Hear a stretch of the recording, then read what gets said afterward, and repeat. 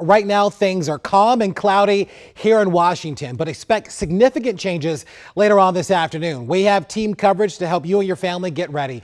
Meteorologist Caitlin McGrath and meteorologist Michaela Lucero are both tracking these storms that are looming right now.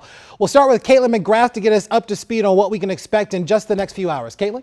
Yeah, Larry, that's exactly right. We have just a few more hours to prepare for these storms as they inch closer to the DMV, and everyone at risk for these widespread high impact severe thunderstorms as we head throughout the day today. Areas you see highlighted there in red, that is a rare level 4 out of 5 risk for severe weather. The last time we saw a risk like this was back in June of 2013. Over 10 years since we've had a severe weather risk this significant, and that includes just about the entire DMV areas. You see on the outskirts highlighted in orange, that's a level 3 risk out of 5, a significant threat for severe weather as we head throughout the afternoon today.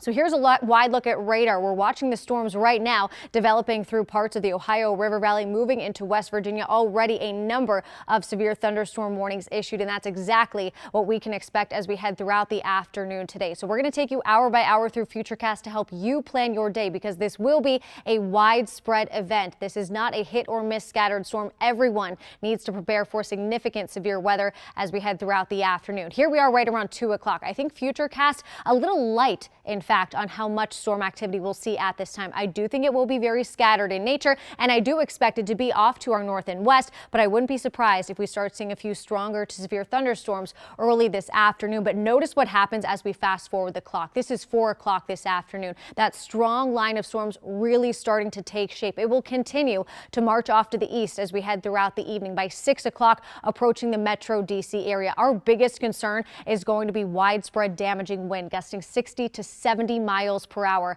as we head throughout the evening. But we'll also be watching for a few little spin up tornadoes within this strong line as well. This is not our typical tornado setup. It's going to be really easy to get a quick little kink here in that line of storms to see an isolated tornado develop. So that's what we'll be watching as we head throughout the evening. By 8 o'clock tonight, these storms moving along and just to the east of the I-95 corridor before we clear out the storm threat shortly after 9 or 10 o'clock this evening. But for more on the threats that we're watching as we head throughout the afternoon, we want to send things over to meteorologist Michaela Lucero. Hey, thank you, Caitlin. All right, the threats that we are watching right now, it is going to be a significant afternoon and evening, just like Caitlin was telling us. So here is the threats we're watching at the moment. It's going to be very gusty, damaging winds. Those are the things that we're going to be watching, just like Caitlin was telling us. It's going to be one of those days where winds could be bringing down power lines as well as tree limbs, very similar to what we saw last weekend. We're also going to be watching for the chance for those isolated tornadoes across the area. The hail threat, well, it's not definitely on the table for tomorrow for this afternoon as well. Hail could be anywhere from quarter size to potentially even larger than that. And then that flooding risk, that is also on the table for today. Flooding, we had a flood watch in effect last night, so our ground is already very saturated. You know those areas around your commute home that tend to pool up with water. If you can, try to avoid those as we head closer to this afternoon and evening. So what can you do right now to prepare for some of these storms? Well, the best thing you can do, have a way to get weather information.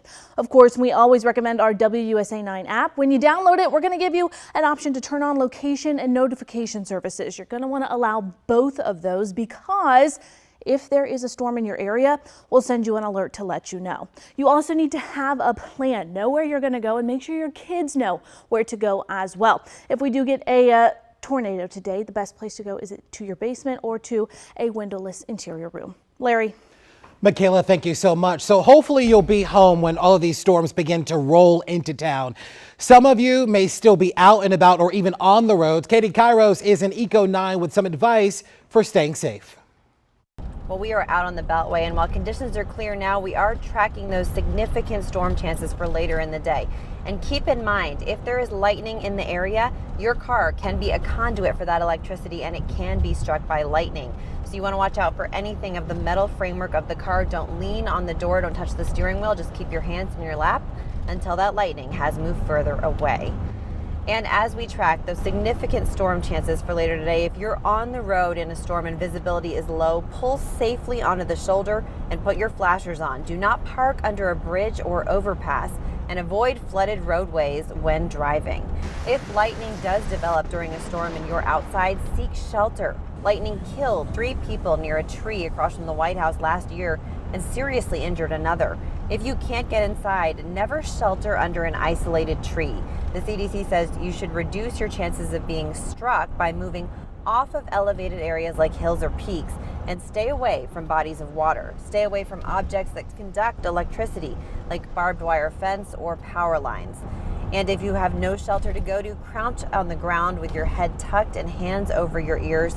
Never lie flat on the ground. And of course, we'll be keeping you up to date on all those storm chances going on later this afternoon as any weather develops. In Eco 9, Katie Kairos, WUSA 9.